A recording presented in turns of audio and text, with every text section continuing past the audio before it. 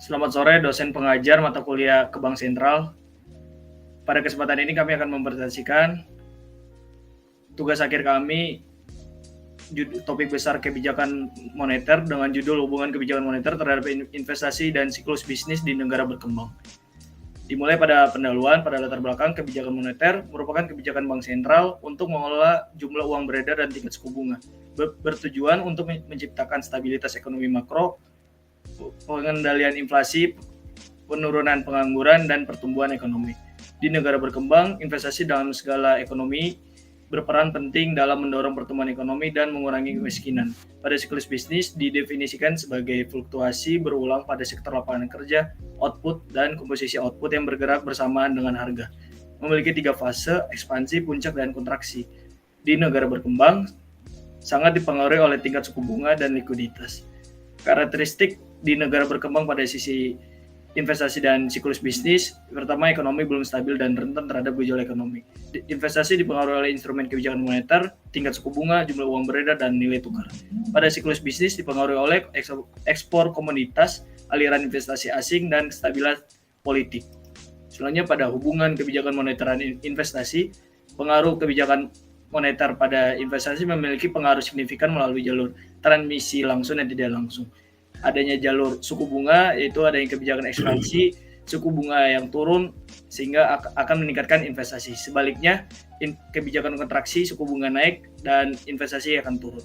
Pada jalur nilai tukar, mempengaruhi arus investasi asing dan daya saing ekspor, dan stabilitas nilai tukar penting untuk kepastian investor. Lalu untuk hubungan kebijakan moneter dengan siklus bisnis, yaitu siklus bisnis merupakan fluktuasi perekonomian yang terdiri dari fase ekspansi, puncak, dan kontraksi. Dan arah kebijakan moneter itu ada 2, procyclical dan countercyclical, di mana procyclical memperkuat pola ekonomi yang sedang terjadi dan countercyclical meningkatkan suku bunga saat ekspansi dan menurunkan saat kontraksi. Lalu siklus bisnis di negara berkembang itu kondisinya lebih tidak stabil dibanding negara maju. Lalu terdapat beberapa tantangan kebijakan moneter di negara berkembang. Tantangannya itu keterbatasan data untuk analisis kebijakan, dan yang kedua ketergantungan pada faktor eksternal seperti harga komoditas dan arus modal internasional, dan ketidaksempurnaan pasar keuangan yang membatasi efektivitas kebijakan. Lalu terdapat juga kesulitan dalam menjaga konsistensi kebijakan seperti koordinasi yang kurang kuat antara bank sentral dengan pemerintah. Selanjutnya, peluang bagi bank sentral untuk mendorong investasi dan stabilitas ada 3. Itu yang pertama, peningkatan independensi bank sentral untuk mengurangi pengaruh siklus politik. Yang kedua itu memanfaatkan kebijakan moneter untuk mendorong investasi swasta. Dan yang ketiga itu koordinasi yang lebih baik antara kebijakan moneter dan fiskal untuk meningkatkan efektivitas. Nah, kesimpulan dari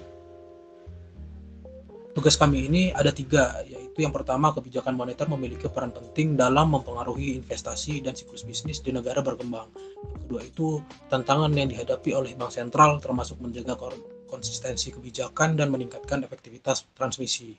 Dan yang ketiga itu peluang untuk memanfaatkan kebijakan moneter dalam mendorong investasi dan menstabilkan siklus bisnis melalui strategi yang tepat. Sekian presentasi dari kelompok kami, terima kasih.